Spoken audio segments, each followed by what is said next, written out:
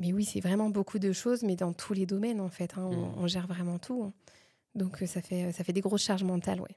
Vraiment, on a fait attention, vraiment pour les enfants qu'ils aient tout ce dont ils ont besoin Mmh. dans un milieu collectif. Donc ça a pris vraiment feu très, très vite, OK. de manière importante. Donc vraiment, peut-être 4 à 5 minutes après un appel, on évacue.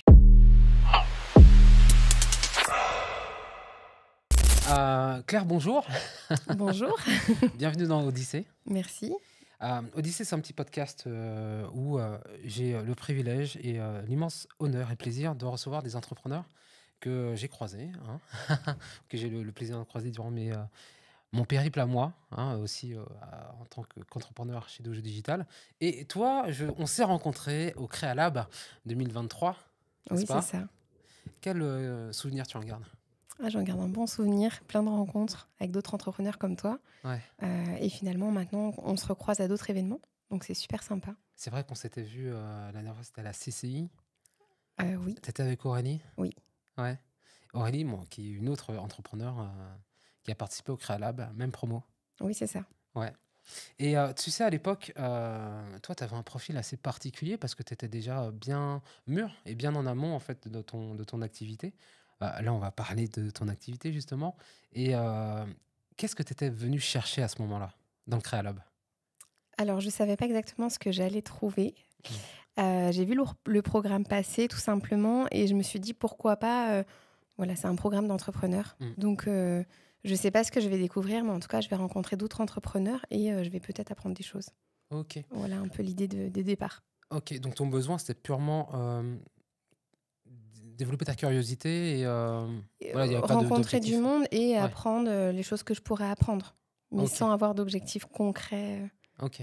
à atteindre. Ok, parfait. Super. Alors, parlons de ton projet, parce que quand on a en fait une activité, des fois ça vient combler un besoin qu'on aurait identifié quelque part. Et puis des fois, ça vient combler un besoin qu'on a soi-même, tu vois.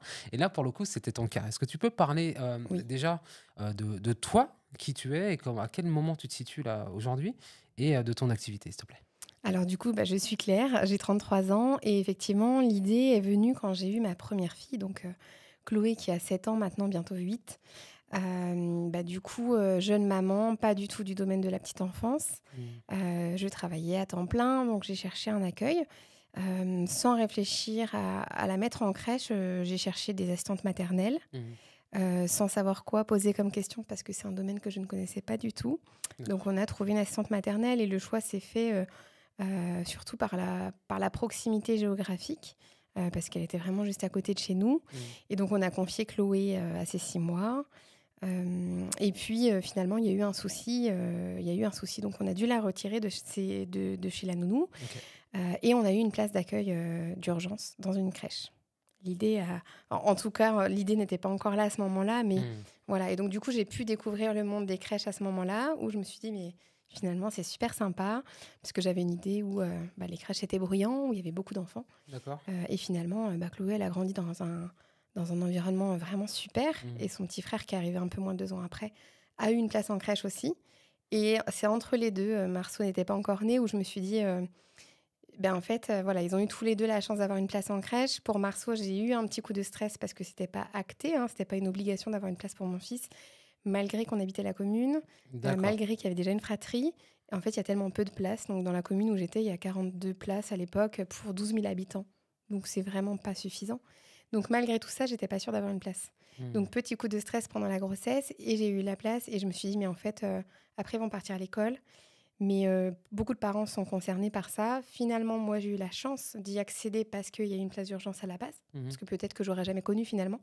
Et du coup, je veux participer, mettre ma pierre à l'édifice. Ok. Et du coup, pourquoi pas, l'idée est venue comme ça. Pourquoi pas créer aussi une crèche? Waouh, ok, d'accord. Donc c'est parti vraiment d'un constat que tu as Oui. fait et de ton expérience pour le coup. À quel moment est-ce que tu te dis, tu quittes ton emploi, tu vois, et que tu te lances dans l'aventure? Alors mon emploi, ça s'est fait, alors moi je trouve ça assez long, mais je pense que quand on regarde autour de soi, ça a été assez rapide. J'ai quitté mon emploi, je travaillais dans une banque, Mhm. quand Marceau a eu 1 an, mon deuxième enfant. Donc en fait, du moment où j'ai eu l'idée, je pense que pendant 1 mois ou 2, c'était une idée. J'en ai OK. parlé avec une collègue, ça nous a fait sourire. Ouais, ouais. Et puis après, l'idée, je me suis dit quand même, pourquoi pas? Et là, vraiment, pendant cette période-là, j'ai vraiment énormément pris de renseignements Mmh. pour devenir un peu experte du sujet finalement, de savoir ce qui se passait OK. pour les crèches privées. Et puis après, bah, mon emploi actuel ne me permettait pas de pouvoir faire des rendez-vous pour préparer mon projet, parce que je commençais à 8h30 jusqu'à 18h presque tous les jours. Waouh, OK. Et quand je travaillais pas, j'étais avec mes enfants. OK. Donc je me suis dit, il faut que je change d'activité. Donc j'ai démissionné de mon poste actuel pour faire un poste beaucoup plus flexible pendant Mmh. 2 ans. Mmh. Et pendant ces 2 ans-là, en fait, le projet était déjà en place et ça a permis vraiment de le mûrir, de le présenter et de faire les constructions. Et j'ai démissionné de mon deuxième emploi, on va dire, cet emploi qui m'a permis de pouvoir préparer le projet. J'ai démissionné en fait quand j'ai ouvert la première structure. Waouh, OK. Donc, tu y es allée étape par étape? Oui, C'était important pour toi parce que je connais aussi beaucoup d'entrepreneurs qui se lancent et qui démissionnent quasiment du jour au lendemain. Je grossis le trait, mais c'est un petit peu ça. Toi, tu as mis pratiquement, 3 ans, c'est ça? à peu près, ouais. OK, Alors 3 ans pour ouvrir parce que c'est une oui. construction, mais une bonne année et demie à ce que toute la partie administrative soit validée. OK, OK. Ça t'a mis dans quel mood? Tu vois? Est-ce que le fait de préparer tout ça, bien en amont, tu vois? Est-ce que ça t'a mis dans tu étais sûre de toi à ce moment-là? Ou est-ce que malgré tout ça, tu avais des petits moments de doute, avant de te lancer? Alors j'avance étape par étape. Donc on peut pas dire que j'ai été stressée. Mmh. Après, c'est vraiment étape par étape parce que bon, je me rappelle au moment où j'ai dit à mon mari, «On va faire une crèche, on va la faire Mmh. construire». Il m'a dit: «Oui, c'est ça». En se disant: «Oui, bon, voilà, c'est une idée, quoi». Et finalement de renseignement à renseignement, Mmh. de rencontre avec, la PMI, la protection maternelle et infantile, où il s'est dit: «Tiens, quand même, voilà, elle essaye d'approfondir son projet». Mmh. Et ce qui a vraiment pivoté, on va dire, c'était donc en novembre 2021. Où la CAF nous a octroyé une subvention assez importante et sans laquelle on n'aurait pas pu faire construire. Mmh. Où là, il m'a dit: «Ouais, OK». Et là, c'est sérieux et effectivement, après la construction s'est lancée et c'était parti. Mais il fallait effectivement sans stress, il fallait que je fasse étape par étape parce que je sais que Mmh. c'était très long, qu'il y avait des agréments à avoir. OK. Et du coup, je sais aussi que c'est un secteur qui est pas des plus rémunérateurs et du Mmh. coup, je n'imaginais pas me servir de Pôle emploi Mmh. de 18 mois ou 24 mois à l'époque, mais de pas savoir quand. Parce que du coup, et après, si j'ai plus Pôle emploi, je fais quoi? Mon Ouais. activité, elle n'est pas lancée. Donc il fallait déjà que tout soit acté dans ma tête pour Mmh. pouvoir arrêter mon activité salariée de manière définitive. D'accord. Donc tu avais ton plan, quoi. Oui. OK, OK, OK. Du coup, qu'est-ce qui fait que, quelle est la spécificité de tes établissements? Alors vraiment, Nido Bio, c'est une crèche, donc c'est une activité classique. Ce Mmh. qui change vraiment chez nous, c'est la nature et puis vraiment l'accueil individuel, malgré qu'on soit en collectif, qu'on apporte aux enfants. Ce qui nous distingue, déjà, c'est des crèches écologiques avec des constructions en bois, avec des matériaux biosourcés. Tout a été étudié. L'isolation, la peinture utilisée, le sol, vraiment tout, les mobiliers, les jeux. Et puis, sur la partie petite enfance, par exemple, pour les enfants, on est une des seules crèches à avoir des porte-bébés physiologiques. Souvent, s'il pleure, il va être mis au sol ou porté quand une professionnelle est disponible. Mmh. Mais à bras toute la journée, c'est pas évident. Et puis, c'est pas physiologique, ça fait mal au dos au bout d'un moment. On est les seuls à avoir des porte-bébés. Tu peux m'expliquer ce que c'est qu'un porte-bébé physiologique? C'est un porte-bébé qui respecte la position de l'enfant, que son dos soit bien rond, que ses jambes soient bien remontées et que l'écart de ses hanches soit pas trop écarté parce que souvent les porte-bébés, on le sait pas forcément, mais la plupart vendus dans le commerce, ils sont pas très bons finalement pour la physiologie de l'enfant. Donc ça peut entraîner des problèmes de hanches, ça peut faire pas mal de choses. Nous, vraiment, il est bien l'enfant. Il y aura pas de souci derrière. OK, très cool. Donc voilà. Je vais apprendre des trucs dans ce podcast. On a des hamacs aussi. Il y a Ouais. des hamacs dans chacune des crèches, comme ça, ils sont pas, ceux qui ont des reflux sont pas posés à plat. Vraiment, on a fait attention, vraiment pour les enfants qu'ils aient ce dont ils ont besoin Mmh. dans un milieu collectif. OK. Est-ce que tu peux parler de tout ce que tu as mis en place? Parce qu'on a déjà discuté, je connais un petit peu le projet, pas dans son intégralité, mais je crois comprendre et que tu as pas mal d'innovations, on va dire, en termes d'espace et d'équipement et même de qualité d'accueil, en fait. En tout cas sur le territoire. Est-ce que tu peux parler de tout ce que tu as mis en place pour vraiment optimiser le bien-être des enfants qui sont, chez toi? Oui, alors, excuse-moi. Non, je t'en prie. Oui, effectivement, les crèches, quand on compare d'équivalent à équivalent, donc des micro-crèches, c'est 12 enfants. Donc déjà, c'est vraiment des accueils en petit nombre. On a quand même, en termes de mètres carrés, on a des grandes crèches finalement, parce que on a un référentiel bâtimentaire qui nous dit il faut que ce soit tant minimum. Et souvent, les crèches sont à 130, 135 parce que les mètres carrés, c'est de l'argent. Donc, se mettre au minimum, nous, on est à 150 mètres carrés sur chacune des crèches. Pour pouvoir justement avoir de l'espace. On a des salles sensorielles, donc c'est des salles Snozellen. Ça, c'est pareil dans toutes les crèches. Certains ont des éléments en salle de vie. Et nous, on a une salle dédiée à ça. Donc, les enfants, les salles sensorielles, en fait, c'est une salle de 10 mètres carrés à peu près, avec des colonnes à bulles qui changent de couleur, qui changent d'intensité, de la fibre optique qui change de couleur. Les enfants peuvent la toucher, la manipuler, jouer avec. On a un aquarium UV, donc c'est un aquarium sans eau, mais c'est vraiment avec plein de formes différentes. Il y a vraiment plein de choses, des ampoules UV, plein d'accessoires en fait, vraiment sensoriels, et les enfants adorent ça. Et ces salles-là, elles ont été créées vraiment à la base dans le milieu du handicap. Donc on peut en retrouver dans les IME de l'Aube. Mais dans les crèches, souvent, c'est quelques éléments. Voilà, nous on a vraiment dans chaque structure des pièces dédiées à ça qui sont vraiment très bien équipées. Et donc on accueille des fois des enfants porteurs de handicap, mais des fois non. Mais même les enfants qui n'ont pas de handicap, ils adorent ça. Les enfants en bas âge, on y passe 15 minutes, 20 minutes. Ça peut les détendre. Ils peuvent aussi s'amuser. Ce n'est pas forcément un endroit où on se repose. Mais vraiment, c'est un lieu d'éveil, de curiosité. Voilà. Ils jouent, on les regarde, on les laisse agir. Donc ça, vraiment, c'est une belle innovation qu'on a pu mettre en place chez nous.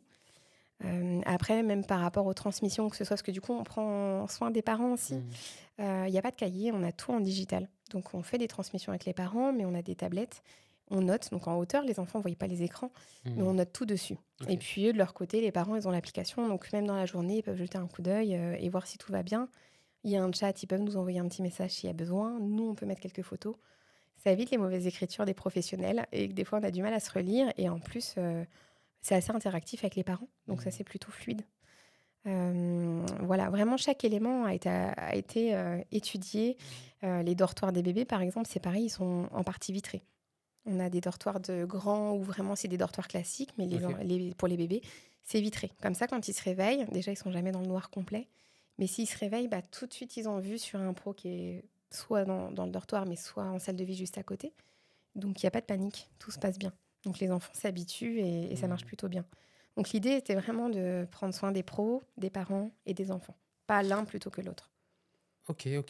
Vraiment super intéressant. Quel retour tu as de la part des parents? Est-ce que tu as récupéré des parents qui étaient en crèche dite traditionnelle? Et qu'est-ce qu'ils te disent par rapport à ce que tu as mis en place? Alors les parents qu'on a, il y a deux types. Il y a les parents qui habitent la commune, parce que forcément ils sont prioritaires. On est sur des communes plutôt rurales en général, entre 1500 et 1700 habitants. Donc dans des communes où il n'y en avait pas avant. Donc forcément, on a ces personnes-là. Et voilà, soit c'est ce qu'elles recherchaient, ce type d'accueil, soit c'était par proximité géographique, mais en tout cas, elles en sont contentes. Et on a aussi des personnes qui nous disent, nous, en fait, à la maison, on essaie de faire attention, parce qu'on va faire attention aux produits ménagers qu'on utilise, les restes alimentaires chez nous, ils vont aux poules. Et finalement, tout ça, on le dit aux familles. Et les familles nous disent, moi, c'est exactement les valeurs que je veux, c'est exactement ce que je fais à la maison. On a un cuisinier sur place qui fait les repas. Des fois, on se rend compte qu'on a les mêmes producteurs. Donc finalement, tout ce que vont rechercher les parents, ils le retrouvent aussi en collectivité. Et en fait, par rapport à une crèche traditionnelle, on leur dit pas, non, c'est trop contraignant, donc on fait ça. En fait, on n'agit pas bêtement. Donc, quand on change les enfants, c'est pas une feuille de papier qu'on met en dessous, chacun a sa petite serviette en coton qu'on va laver. Et finalement, on montre aux parents. Et du coup, soit déjà, ils font à la maison, soit des fois, ça donne des idées aux parents. Pour nettoyer les mains des enfants, on a une râpe à savon, par exemple. Donc, c'est eux qui tournent un petit moulinet. Et ça fait une petite poudre de savon et ils se lavent les mains. Et les parents, des fois, ils découvrent ça chez nous. Ils ne connaissaient pas. Ah, mais c'est super, on va mettre ça à la maison. Et donc, en fait, ça fait vraiment du sens et du lien par rapport aux valeurs qu'ils peuvent déjà avoir. Donc, les parents sont très contents finalement d'avoir une place dans nos crèches. Ok, là aussi, très, très intéressant. C'est assez surprenant de... On se pose la question pourquoi ça n'a pas été fait avant, tu vois, quand on entend tout ce que tu fais. Alors, je sais qu'il y a la branche Montessori, en fait, qui met en place certaines des choses que toi aussi tu mets en place. Enfin, c'est une pédagogie qui est différente et qui est très axée sur l'enfant et son éveil et son écoute. En tout cas, c'est ce que tu proposes aussi à ta manière, quoi. Mais en tout cas, Oui. c'est assez innovant sur le territoire. Oui, alors après, je pense qu'on dépoussière une activité qui existait déjà, en fait. Donc, finalement, il y a aussi, par exemple, les transmissions sur cahier. Et puis, tout ça a un coût, mais si on va sur des crèches qui étaient plutôt publiques, vraiment, le marché était vraiment sur du public avant. Mmh. Donc finalement, ça avait des coûts. Donc le cahier marchait très bien. Et pourquoi changer? Donc il faut aussi changer les mentalités. Et après, nous, voilà, maintenant, le secteur privé reprend la main. Et c'est important d'apporter des nouvelles choses et de pouvoir se documenter, de voir ce qui marche et ce qui ne marche pas. Et nous, on est vraiment là-dedans. En fait, même les équipes, on les concerte, on fait des formations. Et en fait, ce qui nous paraît avoir du sens et efficace, on va le mettre en place. Et puis, il y a des fois des choses qu'on va mettre de côté et dire Ouais. non, ça, en fait, il n'y a pas de sens. Mmh. Donc, je pense que l'avantage d'avoir une nouvelle entreprise jeune, créative et plein d'envie, ça permet aussi d'apporter de nouvelles choses, en fait. Et puis, il y a le côté aussi où c'est privé et on a la main sur ce qu'on fait. Et donc, du coup, ce qu'on veut mettre en place, on arrive à le mettre en place. On n'a pas besoin d'avoir plusieurs décideurs au-dessus qui vont valider ce qu'on fait. Ouais, clairement, clairement. Tu l'as dit plusieurs fois, il y a cette notion d'innovation qui est importante et d'accès aux nouvelles technologies. Tu as parlé de digital, c'est une application que vous avez créée? Non, on ne l'a pas créée, elle existait déjà. Il y en a quelques-unes sur le marché. Donc non, on la loue. Ok, très bien. Parlons de ta quête. Du coup, bon, on en a un petit peu parlé, mais avec ton activité, où est-ce que tu veux aller? Quelle est la limite que tu te donnes? Aujourd'hui, tu en es à 4 crèches, hein, c'est ça? 3 crèches ouvertes. 3 crèches ouvertes. Oui. Ok. Dont une inauguration Toute récente, toute jeudi récente. dernier. Est-ce que tu peux nous parler de ça? Est-ce que De tu as prévu l'inauguration. Alors, pas spécifiquement, mais de ta feuille de route. Est-ce Oui, que tu t'es ok. tracé une feuille de route? Oui. Alors, j'ai fait une feuille de route quand j'étais au Créalab. Et je l'ai regardée il n'y a pas très longtemps. Ok. Elle a un petit peu évolué et en même temps, il y a des choses qui finalement qui étaient prévues. Donc, c'est plutôt chouette de se dire, on sait pivoter un petit peu et en même temps, on suit quand même notre ligne de conduite. Et là, aujourd'hui, du coup, on a encore donc une 4e crèche, micro-crèche, dans les tuyaux. Donc, qui devrait sortir d'ici 1 an et demi. Et on a aussi un projet de grosse crèche, en tout cas petite crèche, mais plus format micro, de crèche interentreprise sur le parc du Grand 3.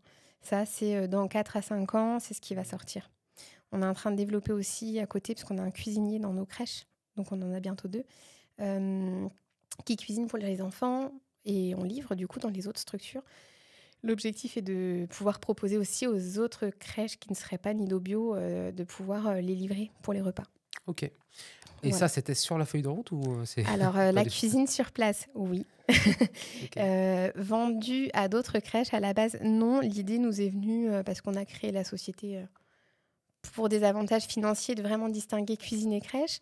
Et en fait, une autre crèche privée nous a sollicité à dire mais moi, je vous prendrais tout de suite les repas et finalement, on n'était pas prêts. Et du coup, l'idée a germé de se dire finalement, pourquoi pas? Nous, on peut faire une crèche ou deux de plus. Voilà. Ok. D'accord, super. Tu parles beaucoup de nous. Quand tu dis nous, c'est qui? C'est ton équipe? C'est ton mari et toi? Alors, il y a plusieurs nous. Ouais, plusieurs nous. Ouais. La construction, c'est clairement mon mari et moi. Ok. Et puis, vraiment, Nido Bio, même si c'est moi qui a créé, on va dire, le noyau dur, et je fais attention à ce qu'on respecte les fondamentaux, les valeurs, je ne ferai rien sur les équipes. Donc, effectivement, les équipes me portent aussi beaucoup et sont acteurs. Et on les a recrutés vraiment en appuyant sur nos valeurs fortes. Pour qu'elles s'en imprègnent et qu'elles fassent vraiment partie. Et c'est le cas. Donc c'est plutôt chouette.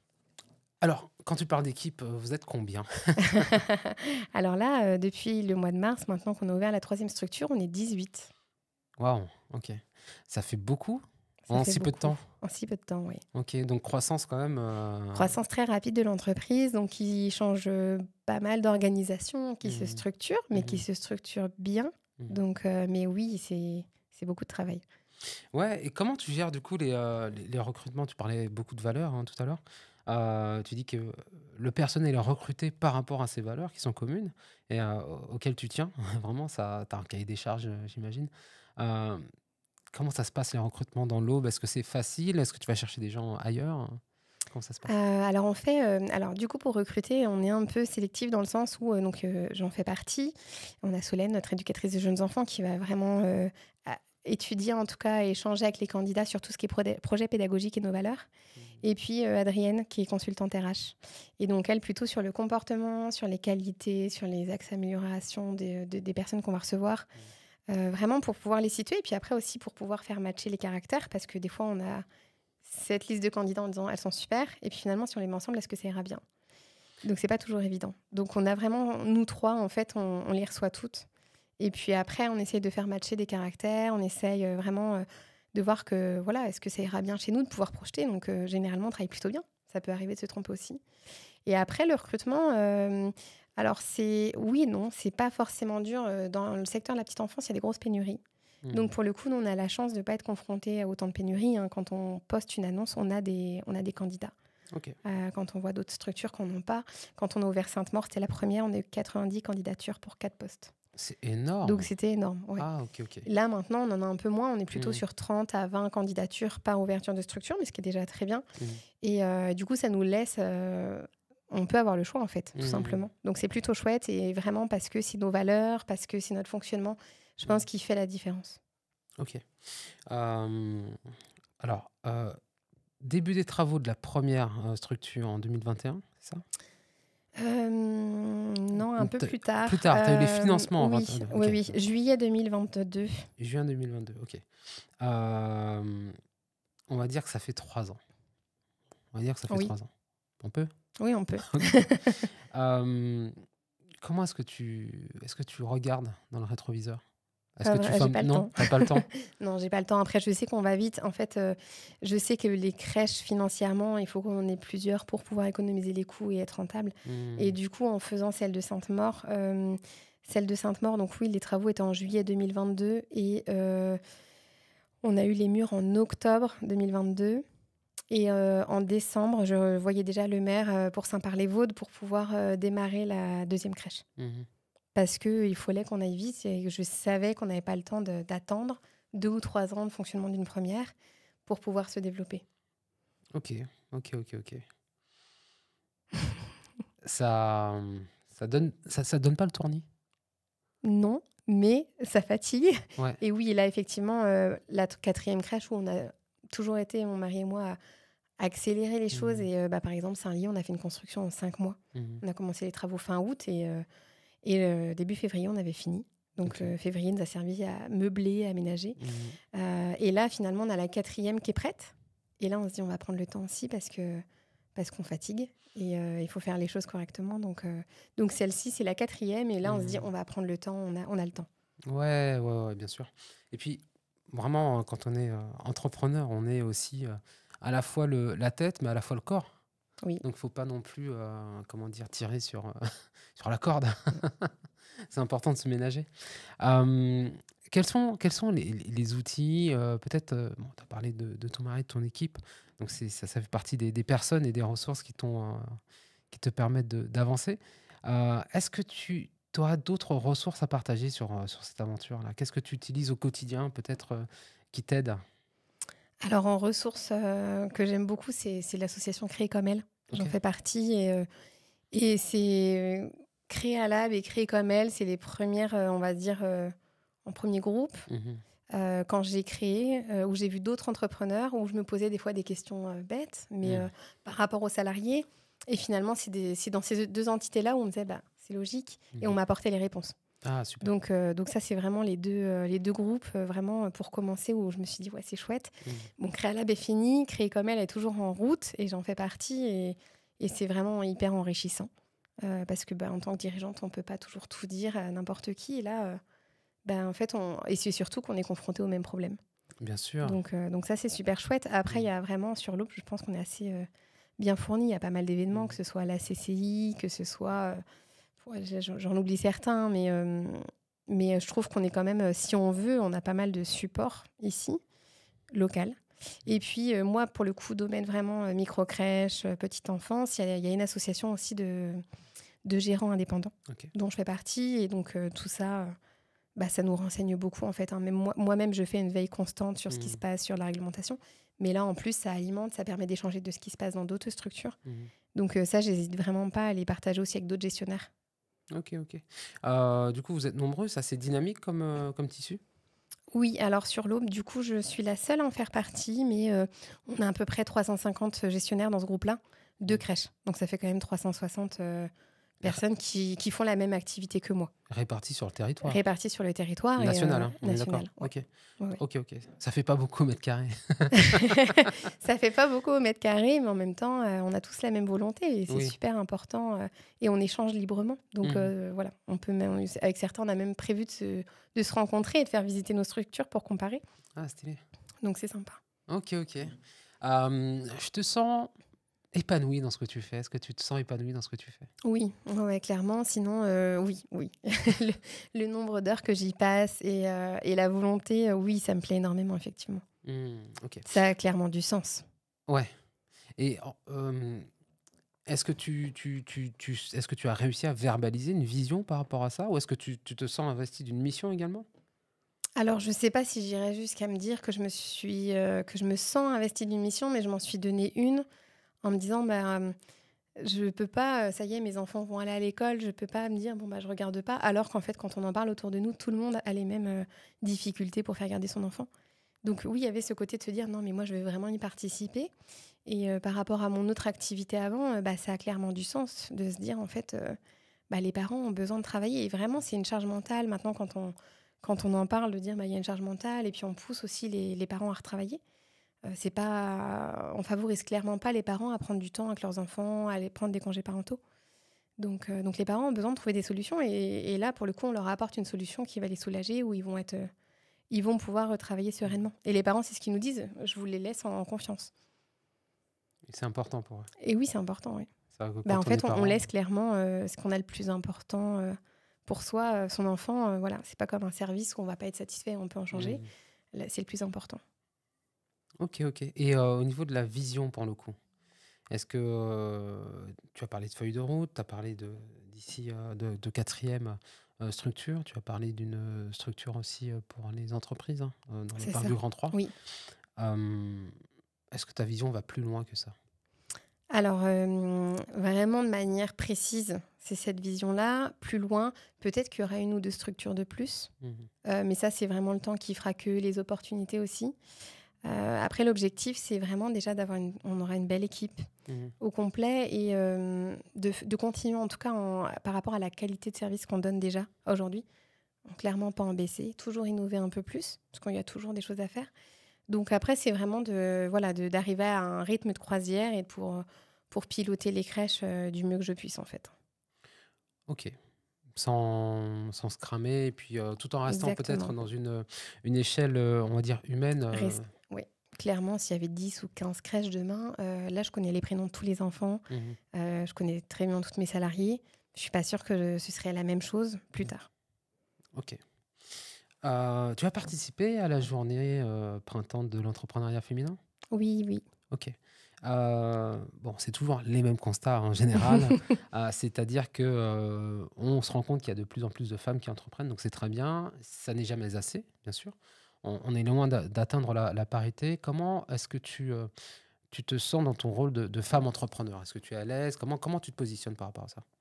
Alors, je pense qu'il y a un petit peu un mixte des deux. Je me dis, oui, je suis très à l'aise et voilà, et je gère et je sais ce que je fais et ça se passe très bien. Donc ça, c'est plutôt le côté. Puis l'autre côté où le rôle de maman et de chef d'entreprise, des fois, qui est un petit peu plus compliqué parce qu'on se dit, mais il faut que je gère ma famille. Mhm. Mais en même temps, mon travail est important aussi. Et de se dire, est-ce que je suis bien légitime à passer autant de temps au travail? Est-ce que ce serait pas mieux avec eux? Et puis après, de se dire, bah, finalement, le temps que je passe avec mes enfants, il vaut mieux qu'il soit plus court, mais de qualité. Mhm. Donc, effectivement, des fois, il y a toujours cette petite pensée où on se dit, voilà. Mais globalement, ça va plutôt bien. Ok. Quand tu dis, c'est de la culpabilité quelque part, de se dire, Oui, ouais. un petit peu. Mhm. Et en même temps, je me dis, mais finalement, je travaillerais à mi-temps, par exemple. Mhm. Est-ce que ce serait beaucoup mieux pour mes enfants parce qu'ils vont très bien? Mhm. Donc, oui, un petit peu de culpabilité, en tout cas d'interrogation. Ok. Ok. C'est comment dire, c'est tes seules préoccupations de femme entrepreneur, finalement? Alors après, vraiment, par rapport au côté perso, oui. Mhm. Par rapport au côté professionnel, il y en a plein, des Mhm. préoccupations tous les jours. Hein, avec plusieurs salariés, Mhm. il y a pas mal de préoccupations. Que tu gères au jour le jour ou Ça dépend lesquelles. Il y a des choses plus urgentes que les autres, donc ouais. forcément, il y a un critère d'urgence. Mhm. Je fais vraiment attention d'être quand même toujours assez disponible pour les salariés quand elles en ont besoin. Mhm. Mais après, oui, on priorise, on va dire. Et là, effectivement, alors là, il y a encore pas très longtemps, j'étais seule, vraiment gestionnaire de toute la partie administrative. Et puis là, j'ai embauché quelqu'un pour me soulager. Mmh. Donc, je pense qu'effectivement, le rythme de travail sera un peu moins soutenu dans les semaines qui viennent. Mais, mais oui, c'est vraiment beaucoup de choses, mais dans tous les domaines, en fait, hein. Mmh. On gère vraiment tout, hein. Donc, ça fait des grosses charges mentales, ouais. Oui, mais on en parlait juste, en introduction, mais quand on entreprend, on a tellement de casquettes. On C'est doit, ça. voilà, gérer la partie, comptabilité, Mmh. finance, on est la façade aussi, on a la carte de visite de Oui, notre propre activité, donc je pense que tu es souvent en contact avec les parents aussi. oui. Voilà, beaucoup de casquettes qui font que peut-être on se sent débordé. Est-ce que tu as vécu en fait ce truc de se dire: «Mais comment je vais pouvoir gérer tout ça?»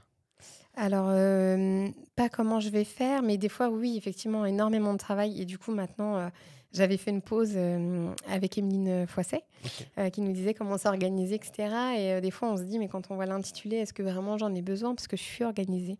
Mais effectivement, comme tu as dit, tu as les impôts, tu as les réseaux sociaux, tu Mmh. as les parents, tu as 1000 choses, toutes les plus différentes, les unes que les autres et comment je vais faire pour faire tout ça? Et du coup, effectivement, moi, je fais beaucoup de to-do list Mmh. et puis après, je fais par priorité, OK. vraiment, et après je règle et je suis très contente d'avoir, Mmh. barré et avant, je me faisais des to-do list énormes et le Mmh. soir, je me disais: «J'en ai pas fait la moitié». Mmh. Du coup, je suis pas satisfaite et donc maintenant, je les fais un peu moins, j'essaie d'être plus structurée et en fait, on travaille à cette charge mentale, Mmh. clairement. Mmh. Est-ce que tu sens la différence entre quand tu étais salarié et quand tu es devenu entrepreneur? Est-ce que tu sens que tu es une personne différente? Tu es allé chercher, puiser des ressources aussi, intérieures? Parce que c'est un pour moi l'entrepreneuriat, hein, et je parle vraiment pour moi, mais c'est, un des chemins qui permettent le développement personnel. Alors moi, je pense que j'ai toujours eu un caractère assez Mmh. fonceur et réfléchi à la fois. Je fais OK. pas n'importe quoi, mais à vouloir entreprendre, à avoir pas mal d'idées. Mon Mmh. cerveau travaille beaucoup et donc par rapport au côté salarié, ce qui est plutôt chouette, c'est de pouvoir réaliser ce dont j'ai envie, OK. sans avoir de barrière. Donc ça, c'est vraiment très chouette. Après, c'est sans filet. Alors, moi, je me dis toujours que, c'est sans filet, mais par rapport à d'autres entrepreneurs qui se disent: «Là, vraiment, il faut que je vende parce que j'aurai pas d'argent à la fin du mois». Mmh. Moi, je suis quand même dans un secteur assez sécuritaire finalement, Mmh. assez cadré, et à la fois, je suis assez fonceuse et en même temps, j'aime bien le cadre, les règles, Mmh. que j'ai pu connaître dans mon ancien travail et du coup, je l'applique aussi, dans les crèches. Mmh. Donc, c'est un petit peu à part. Je trouve que c'est vraiment un secteur d'activité où finalement, je suis entrepreneuse et en même temps, mon chiffre d'affaires, je le connais tous les mois. OK, ouais. Donc, j'ai fait vraiment étape par étape. J'ai démissionné quand c'était le moment. Mmh. Après, j'ai eu Pôle emploi. Je savais la durée. Je Mmh. savais combien j'allais me payer, Mmh. après.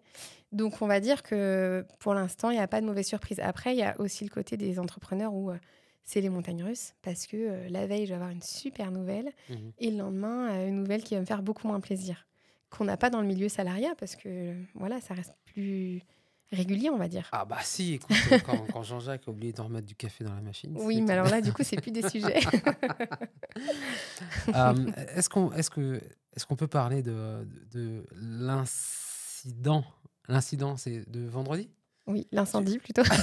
L'incident incendie? Oui, Parce que ça fait partie des montagnes russes. oui, C'est-à-dire que, voilà, c'était en plus, tu me dis que c'était vendredi soir, on a discuté un petit peu vendredi avant. midi, oui. Vendredi midi, Oui, OK, d'accord, bon. Vendredi midi, je veux dire aux portes du week-end, tu oui. vois?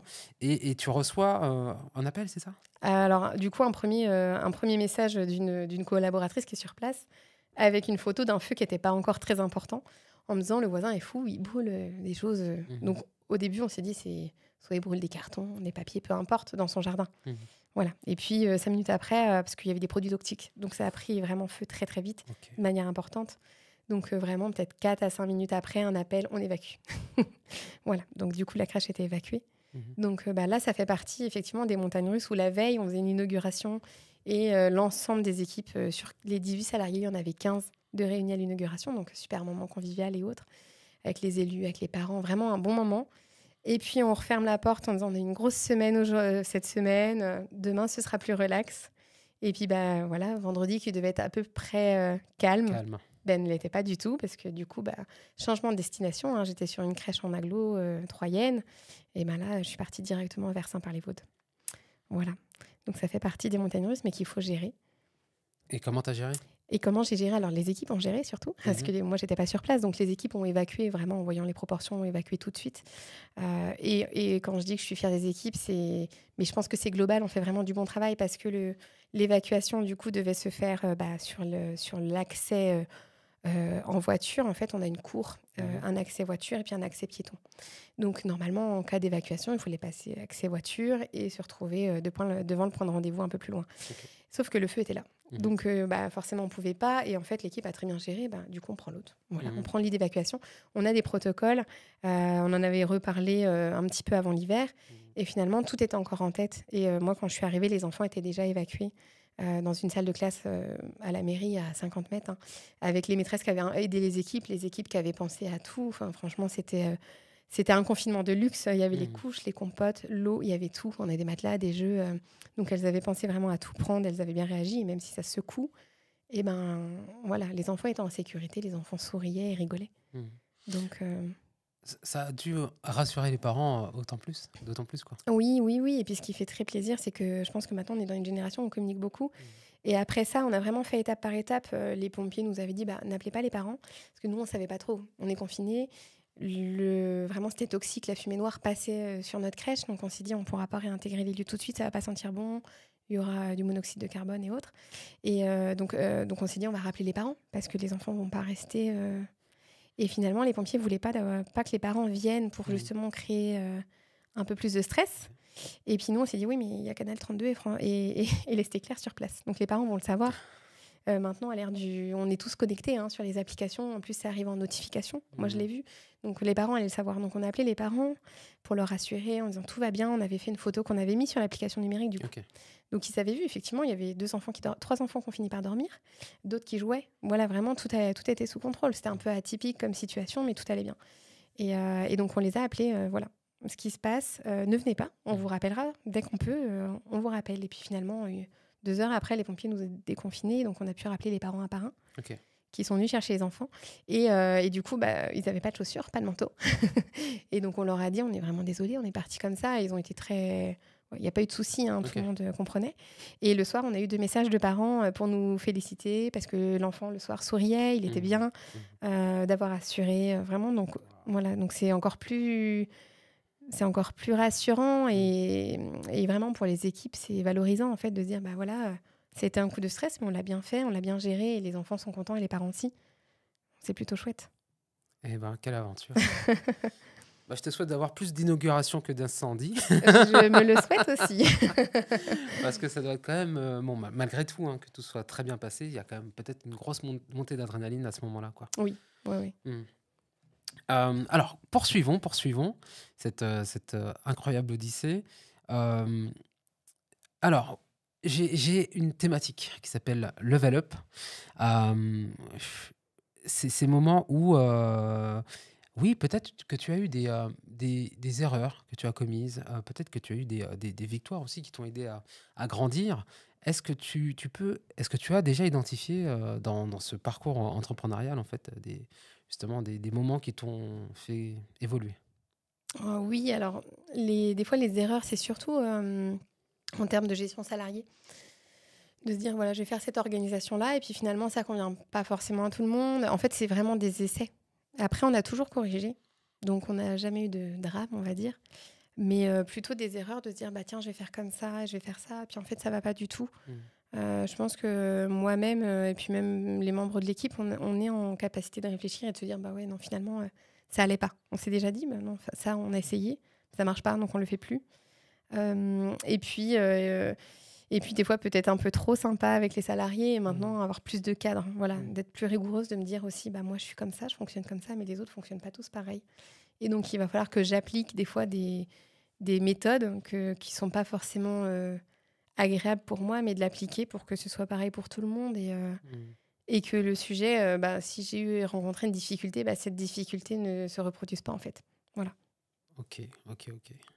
J'entends beaucoup de communication avec tes équipes et d'adaptabilité aussi. C'est des choses qui font partie de ton process? Oui, oui, oui. Alors après, on travaille auprès des enfants, hein, donc on Mmh. peut pas avoir de télétravail, on peut pas, voilà. Mais par contre, on a quand même beaucoup de mamans avec des enfants, donc il faut qu'on puisse s'adapter. On avait fait la semaine, par exemple, notamment des 4 jours à Mmh. l'ouverture. Puis finalement, voilà, après tous les enfants rentrent en maternelle, tout le monde voulait le mercredi, ça devenait un peu compliqué. Donc là, maintenant, on est plutôt sur, une semaine, en tout cas un mercredi tous les 2 ou 3 semaines OK. et puis après des demi-journées. Donc en fait, on pivote aussi en fonction, mais c'est gagnant-gagnant. Il faut de toute façon qu'on soit auprès des enfants, donc il Mmh. faut que le planning, il fonctionne. Heu, Parfois, elles me font des propositions. J'ai une responsable de structure qui m'a fait une proposition de planning, par exemple, pour la crèche de Sainte-Maure. OK. Donc oui, on l'écoute si ça a du sens parce que finalement, on ne peut pas être parfait sur tous les sujets Mmh. et du coup, si ça a du sens, on l'écoute et on peut étudier la chose avec elle, si ça peut marcher. Si ça marchera pas, ben, voilà, on laissera comme c'est. Mais oui, on essaye d'être assez ouvert pour que ça fonctionne et qu'il soit bien aussi auprès de nous. Mmh. Tu tiens justement à ce qu'il y ait cette, longue durée de vie, cette rétention, comment est-ce qu'on peut appeler ça? Cette fidélité auprès des Ouais, salariés? ouais, fidélité auprès des salariés et puis, qu'il y ait pas trop de turnover. En tout cas, bon, on Oui, peut pas l'empêcher, on n'a pas de 100, oui.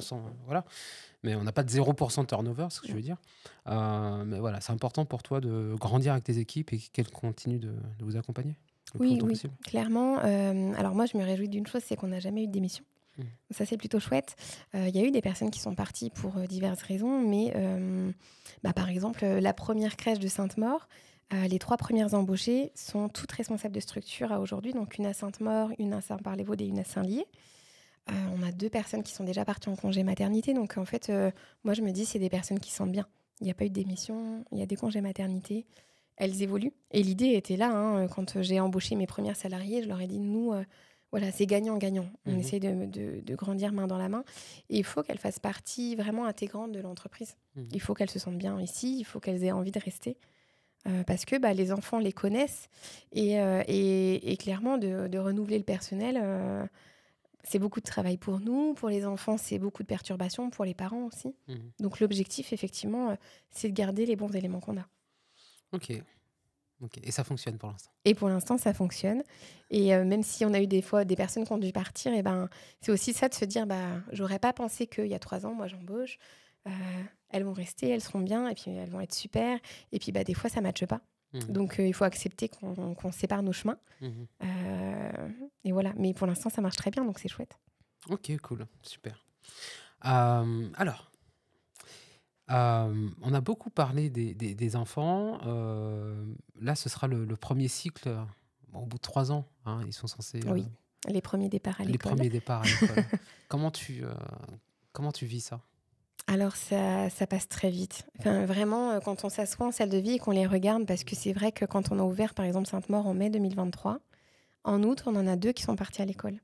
Donc on les a pas eu longtemps et pourtant on s'en souvient encore de se dire: «C'est nos premiers départs à l'école».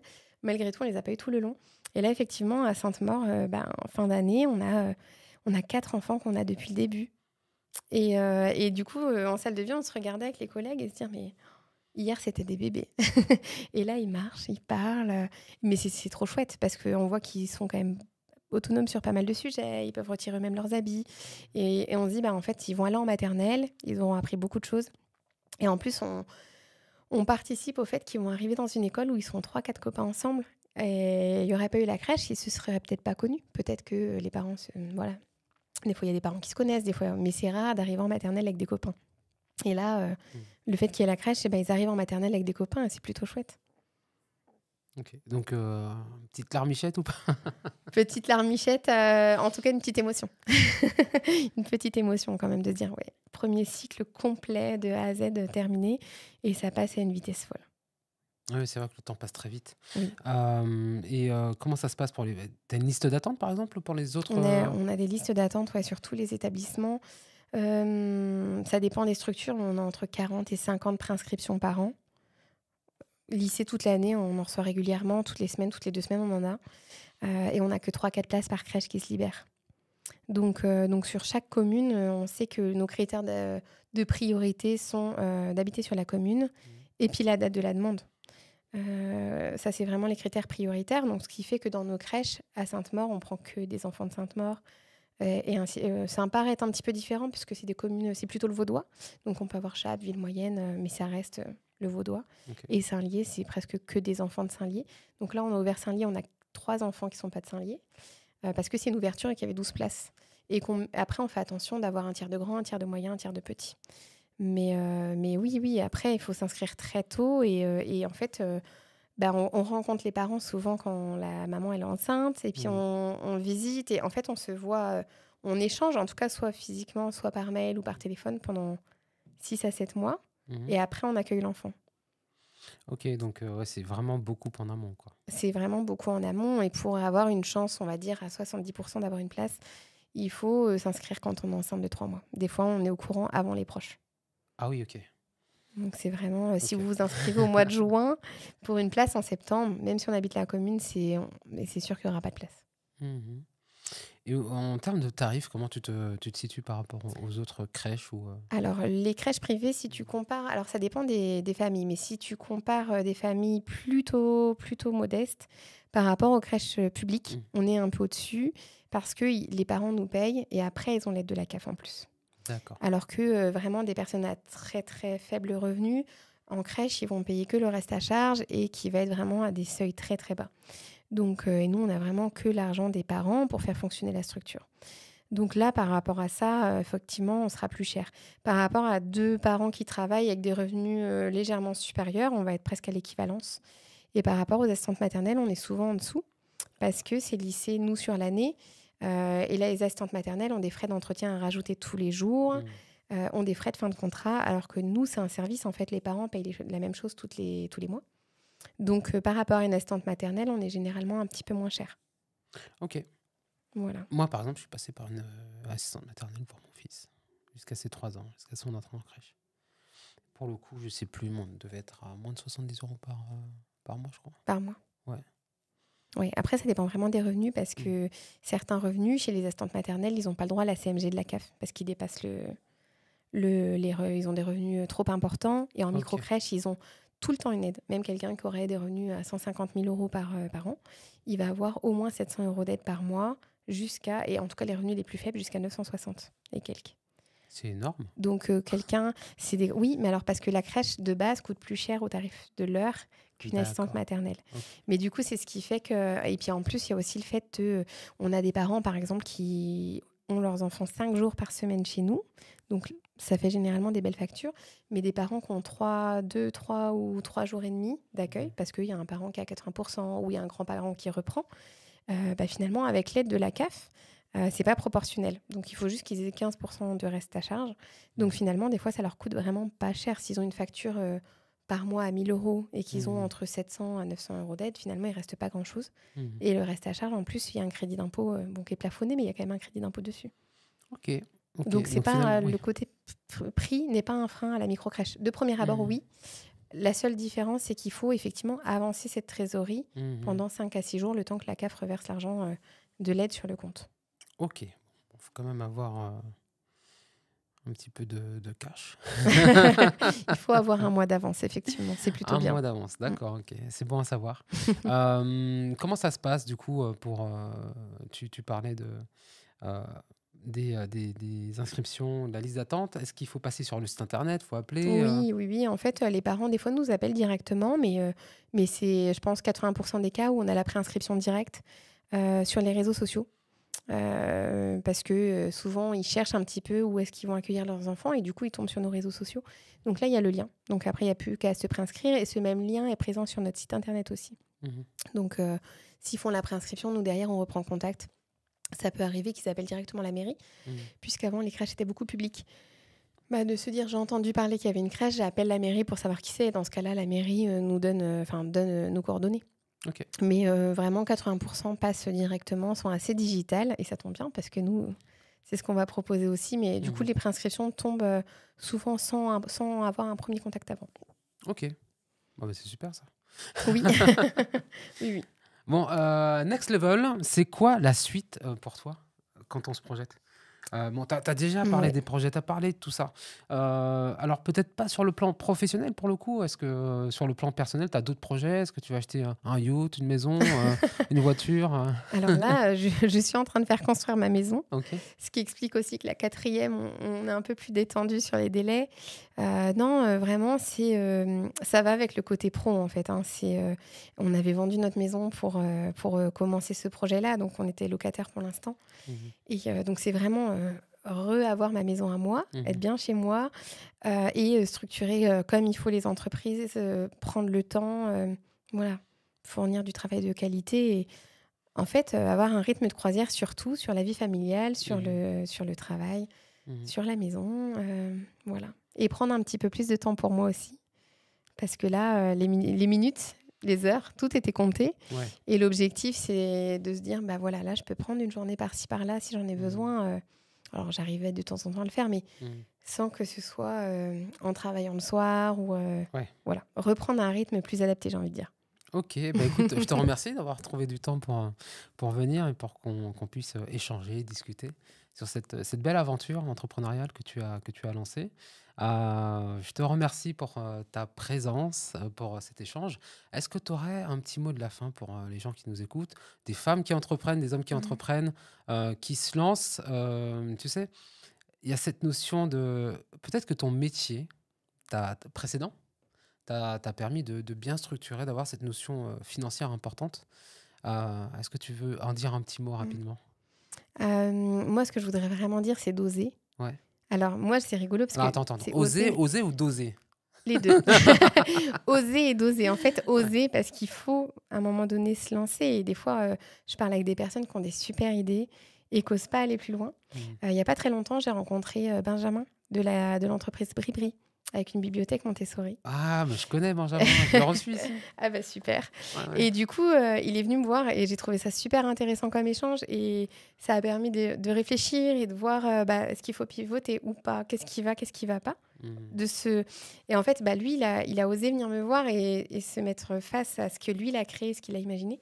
Est-ce que ça correspond ou pas? Donc ça, c'est super et donc en fait, je pense enfin, faut vraiment oser. Quand on a une idée, faut oser en parler. Je pense qu'il y a beaucoup d'entrepreneurs qui osent pas forcément, de peur qu'on leur prenne leurs idées, Ouais. mais je pense qu'il faut la tester, il faut oser, il faut en parler, ça, c'est indispensable et puis, il faut bien s'entourer. Mmh. Ça, c'est vrai que j'en ai pas parlé, mais, je me félicite d'avoir fait des bons choix, que ce soit l'avocat, la comptable, la Chloé, notre infirmière puéricultrice, Solène, l'éducatrice. Vraiment d'avoir fait les bons choix autour de moi pour Mmh. que ce que moi je fasse, ce soit pas complètement déformé et Mmh. qu'on avance tous, dans la bonne direction et même s'il faut les pivoter, on l'aurait fait. Mais vraiment de bien s'entourer, ça c'est pas important, mais d'abord il faut oser, ça c'est sûr. Oser, pas à n'importe quel prix. Oser C'est-à-dire pas que moi je ouais. l'ai fait effectivement, oser, doser, moi Mmh. je l'ai fait, mais en mettant sur papier effectivement mon ancien travail, m'a permis de pouvoir gérer la partie financière, mais Mmh. de me dire: «Bah, OK, je fais ça, mais comment?» Mais en fait, de savoir exactement les retombées, même si, bah, quand on crée un business, on fait un business plan, puis quand on le regarde l'année d'après, bah, il est pas exactement identique. Mmh. Mais en tout cas, C'est une base. c'est une base et oui, voilà, d'y aller, il faut oser sans y aller, sans se jeter dans le vide sans filet, par exemple. Voilà, c'est vraiment Ouais. ça. OK, d'accord. Alors on salue, Benjamin da Fonseca du coup, qui a créé Bribri, du mobilier conçu, éco-responsable. Enfin voilà, il y a une vraie, Mmh. vraie démarche en fait, respectueuse de l'environnement et à destination des enfants, pour les parents qui veulent, conjuguer, valeur et praticité, du mobilier. Mmh. Est-ce qu'on peut dire ça comme ça? C'est très bien dit, je pense. OK, écoute, merci, Claire encore pour ce petit mot de la fin. Donc oser, doser et oser pas à n'importe quel prix surtout, c'est ce que je retiens.